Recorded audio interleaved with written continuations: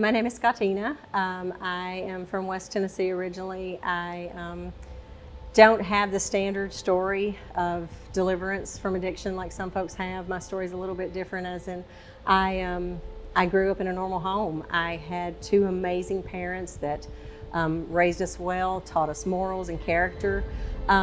Didn't really focus a lot on church. We went to church, but it was more of a Easter, Christmas, when it was convenient type thing. But I always felt like I had this spiritual connection. I always had this need to be close to God. And even, in my younger life, I can remember when my parents wouldn't go to church. I was a bus kid, and a lot of people don't know what a bus kid is, but at that time, if you didn't have a ride to church, the local church would send the van around and pick up kids and take them to church. So I was a bus kid, and I went every chance I got. That was a large part of my childhood. But it didn't stay that way. I know from the time I was 12 until I was 18, my parents told me they were going to get a divorce. It's not a typical story of addiction. Mine didn't start until I was 40. From the age of 21 to 40, I didn't drink a drop. I didn't do any drugs. I had children at this time. I started my first child when I was 24. So 24, second child at 30, all through there, I'm raising my kids. I'm raising my kids in church. I'm teaching Sunday school. I'm singing and leading in the worship team. Doing all the things of, taking the kids to school and baseball and basketball. And life was good. Life was, fairly normal until I hit 40 and got divorced. And, due to circumstances really beyond my control, I found myself 40-year-old single mother and dating. And when you start dating at 40, what do? You go have drinks and dinner, or you go out dancing and drinks, and it was, if there is such a thing, it was kind of normal drinking for a while and for several years. I could drink and stop, and it was okay and no big deal. And then it was like all of a sudden there was no stop button, and it just continued. It started taking over everything. I could come home in the afternoons and start drinking, and instead of a drink or two after dinner, it would go into 2 and 3 o'clock in the morning, and then I'm waking up and trying to go to work at 6:30 in the morning. And it was just insane. The way I always say, I wasn't an alcoholic until I was, and then when it hit, it was total insanity. Total insanity. There's no better way to describe it. That obsessive addiction that takes over your brain is just crazy. Of course, at this point, church is not a priority at all, because when you go to church and you're drinking like that, there's that conviction that hits, godly conviction of, hey, you're not living right, and you know this. But I wasn't willing to listen to that at that point. Sorry, I get emotional. So there was a lot of things that went on within that. Years of drinking, just obsessively crazy. I tried a few treatment facilities. I thought, well, this is, I went to one detox, and at the time it was just like, okay, let me get this out of my system and I'll be good. I just need a detox and, get a clean slate, start all over, and it'll be okay. And then I can drink again. And I thought I could. I thought I'll just have a glass of wine, and that glass of wine very quickly turns into boxes of wine. So it was insane. One of the breaking points, I think, or turning points, I'll say, was there was a point where my son and his fiance at the time, or I think it was actually girlfriend at the time, were coming to my house for his birthday. Well, I started drinking before he got there, and I don't even remember the birthday, the event. We were supposed to take him to dinner. None of that happened because I was intoxicated by the time he got there. I don't remember much of that weekend. And then he called me the following Tuesday, and I'm just talking like normal, like, hey, how are things going? And he's like, Mom, you don't remember. And I said, remember what? And he said, remember that you were supposed to take me out for my birthday. And at that moment, always the most important thing in my life has been my children. and I had let him down. And it was huge. But that was a huge turning point. That is when I knew I had to get help. So I went into a treatment facility. I was there during Mother's Day, which was hard, but also, both of my children were gracious enough to let me know it was okay, to let me know that's where they wanted me to be. They wanted me to get the help, and that was the best place for me.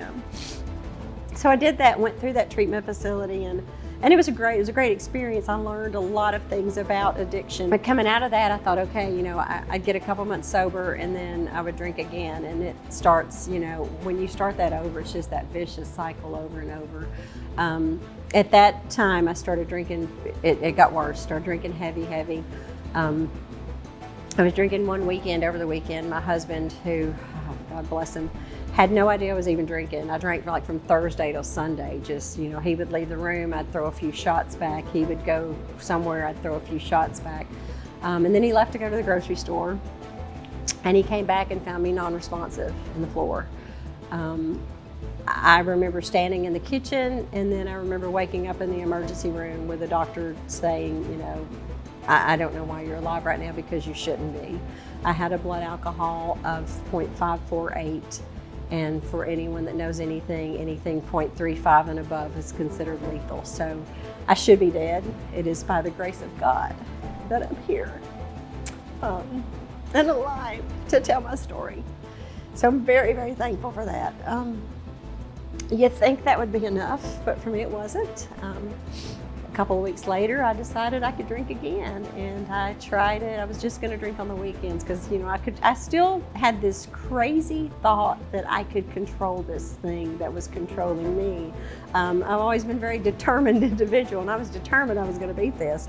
But I learned very quickly that I couldn't control it. Anyway, that all led to just chaos, total chaos in my life.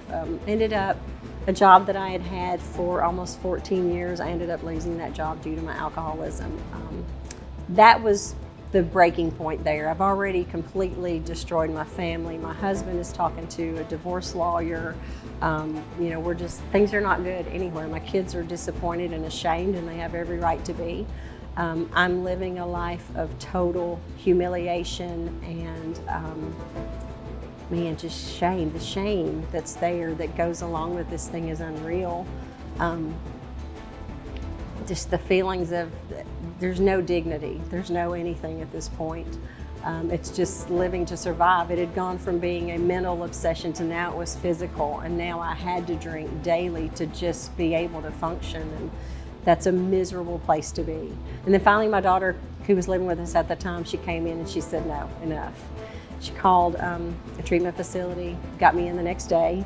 I made it there, and by the grace of God, that'll be almost 6 years this October. Because of that, and because of the help of a very, very dear friend of mine who stood beside me through everything. She had told me at one point, she was always there to help me, but she had told me at one point, because I just kept drinking and get sober and drink and get sober. And she finally said, when you decide to really get sober, let me know and I'll help. So at this point, I went into the treatment facility. I called Rachel and I said, I need help. And I'm ready. I'm so ready. And I like to call it, I know beyond a shadow of a doubt, I received the gift of desperation. And that is an absolute gift from God. When He finally, when you give in to that and you finally just say, enough, I don't want to live like this anymore. I don't want to be this person. Looking back now, I can see, Genesis 50:20 is so vivid in my life of how Satan tried his best to destroy me. And even though I tried to literally took my family, took my job, took my, my marriage, almost took my life. But I also know that God is so able to take what the devil tried to destroy me with and use it for His good. So out of that, the experience that I had, I've come through that on the other side. I'm so grateful. And now, not only did I live in sober living, now I own sober living homes for women, and I get the pleasure every day of giving those women a safe, sober environment to get better in, to learn how to live again, and give them an opportunity to get their, their lives back, their children back, their dignity back. That's a huge, huge part of it, and I'm so grateful to have that opportunity. And I know that without God, I wouldn't have that. There's no way I would have that. So I'm so thankful today for that. And if you're struggling, if you need help, if you heard anything in my story that you can relate to, I would highly encourage you, ask for help, just reach out. There's a million people that would love to help you, and trust me, it's out there. You just have to take that one step, and God will do the rest. You just have to be willing.